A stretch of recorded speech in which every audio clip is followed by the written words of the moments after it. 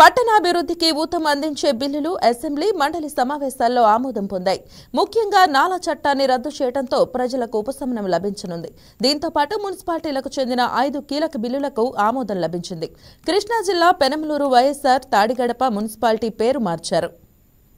దీనిపై పూర్తి సమాచారం అందించేందుకు మా స్పెషల్ కరెస్పాండెంట్ కృష్ణారావు ఫోన్లో రెడీగా ఉన్నారు. కృష్ణారావు, చెప్పండి, నాలా చట్టాన్ని రద్దు చేయడం వల్ల ఎలాంటి ప్రయోజనం కలగనుంది? గుడ్ మార్నింగ్ అవునా. ప్రజలకు అవసరమైన పనులు, అభివృద్ధికి దోహదపడే నిర్ణయాలు ప్రభుత్వం తీసుకుంటే ప్రజల్లో అవి ఎంతో స్పందన చూపిస్తాయి. అలాంటి వాతావరణమే ఈ వర్షాకాల అసెంబ్లీ సమావేశాల్లో ప్రజలు చూశారు. ఈ వారం రోజుల పాటు జరిగిన అసెంబ్లీ సమావేశాల్లో 5 బిల్లులు ఆమోదం పొందాయి. ఈ 5 బిల్లుల్లో ప్రజలకు అవసరమైనటువంటి పెండింగ్ పనులు పూర్తి చేసుకోవడానికి, అట్లాగే రాష్ట్ర అభివృద్ధితో పాటు ప్రాంతాల అభివృద్ధి కూడా దోహదపడే విధంగా ఈ బిల్లులు ఉపయోగపడతాయనడం ఎలాంటి సందేహం లేదు.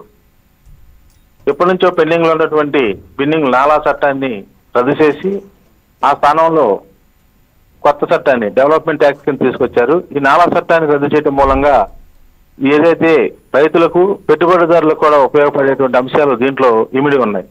నాలా చట్టం వల్ల ఇప్పటివరకు రైతులు తమ పొలాలని, వ్యవసాయ భూములను వ్యవసాయేతర భూములుగా మార్చుకోవడానికి చాలా అవసరం పడుతున్నారు.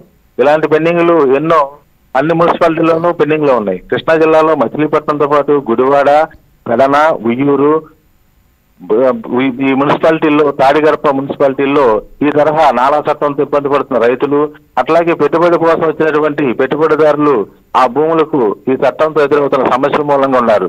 ఈ రద్దుతో వారందరికీ కూడా ఉపశమనం కలుగుతుంది. అట్లాగే ఇప్పుడు బహుళాంతస్తుల నిర్మాణ విషయంలో కూడా ఇప్పటి వరకు ఉన్నటువంటి 18 మీటర్ల దాన్ని 24 మీటర్ల వరకు ఎత్తు పెంచుకునే అవకాశాన్ని కల్పించారు.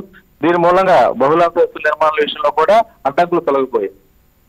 ఇంకా మూడోది అక్రమ నిర్మాణాల క్రమబద్ధీకరణ. చాలా చోట్ల దాదాపు అన్ని మున్సిపాలిటీల్లోనూ ఈ అక్రమ నిర్మాణాలు జరిగి ఉన్నాయి. వాటిలో మున్సిపాలిటీలకి, ఆయా ప్రాంతాలకు అభివృద్ధి లేకుండా ఉన్నటువంటి ఈ నిర్మాణాల పట్ల అధికారులు నిర్ణయం తీసుకుని ఈ ఆమోదం ప్రకారం ఏదైతే అక్రమ నిర్మాణాల క్రమబద్ధీకరించుకోవచ్చో వాటిని ఇబ్బంది లేని, ప్రజలకు ఇబ్బంది లేని చోట ఈజీగా అవి క్రమబద్ధీకరించుకోవడానికి అవకాశం ఉంది. వీటితో పాటు ముఖ్యంగా కృష్ణా జిల్లాకు సంబంధించి తాడిగడప మున్సిపాలిటీకి వైఎస్ఆర్ తాడిగడప మున్సిపాలిటీ అని పేరు పెట్టారు. ఇప్పుడు ఆ వైఎస్ఆర్ పేరును తొలగిస్తూ తాడిగడప మున్సిపాలిటీగా దాన్ని ఖరారు చేస్తూ అసెంబ్లీలతో పాటు శాసనమండలిలో కూడా ఆమోదం పొందింది. దీన్ని గత ప్రభుత్వ హయాంలో ఈ మున్సిపాలిటీ ఏర్పాటు జరిగింది. అంతకుముందు తాడిగడప మున్సిపాలిటీ కాదు, అక్కడ ఉన్నటువంటి మేజర్ పంచాయతీలు ఏవైతే ఉన్నాయో తాడిగడప, పోరంకి, కానూరు, యనమల కుదురు, ఇవన్నీ మేజర్ పంచాయతీలు, మంచి ఆదాయం ఉన్న పంచాయతీలు. వీటన్నిటిని కలిపి గత ప్రభుత్వంలో ఒక మున్సిపాలిటీ ఏర్పాటు చేసి ఆ మున్సిపాలిటీకి వైఎస్ఆర్ మున్సిపాలిటీగా పేరు పెట్టారు. దాన్ని ఆల్రెడీ కూటమి ప్రభుత్వం వచ్చిన తర్వాత అప్పట్లోనే దీన్ని ప్రజలు వ్యతిరేకించారు. ఒక ప్రజలందరికీ సంబంధించిన పార్టీని ఒక కార్యాలయానికి ఒక రాజకీయంగా దాన్ని చేయకూడదని. ఆ తర్వాత దాని పట్ల నిరసన వ్యక్తమైంది.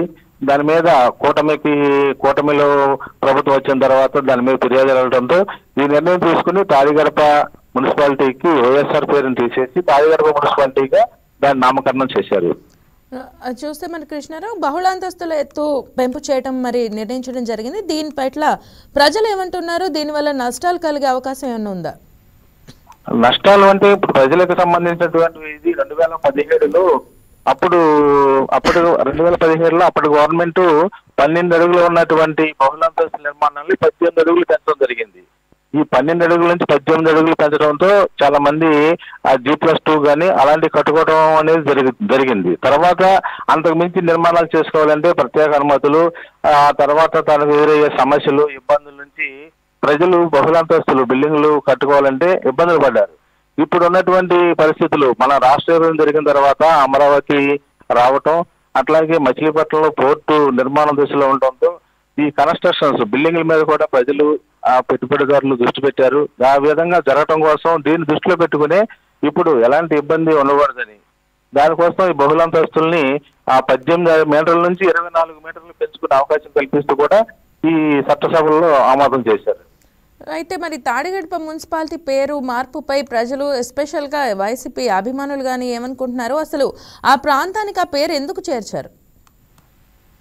అంటే వైసీపీ అభిమానుల కంటే అక్కడ ప్రజల మనోభావాలు. అది విజయవాడకి సమీపంలో ఉన్నటువంటి పంచాయతీలు అవన్నీ కూడా. విజయవాడ కార్పొరేషన్ పంచాయతీ విజయవాడకి దగ్గరలో సమీపంలో ఉన్నటువంటి కర్నూలు నియోజకవర్గం, ఆ నియోజకవర్గంలో ఉన్నటువంటి పంచాయతీలు ఏదైతే ఉన్నాయో తాడిగడపతో పాటు తానూరు, యనమలకుదురు, పోరంకి, ఈ 4 పంచాయతీలు కూడా మేజర్ పంచాయతీలు. ఈ మేజర్ పంచాయతీలన్నిటినీ మిళితం చేసి ఈ మున్సిపాలిటీగా ఏర్పాటు చేశారు. సరే, మున్సిపాలిటీగా ఏర్పాటు చేయడం వరకు అందరికీ ఆమోదయోగ్యమే.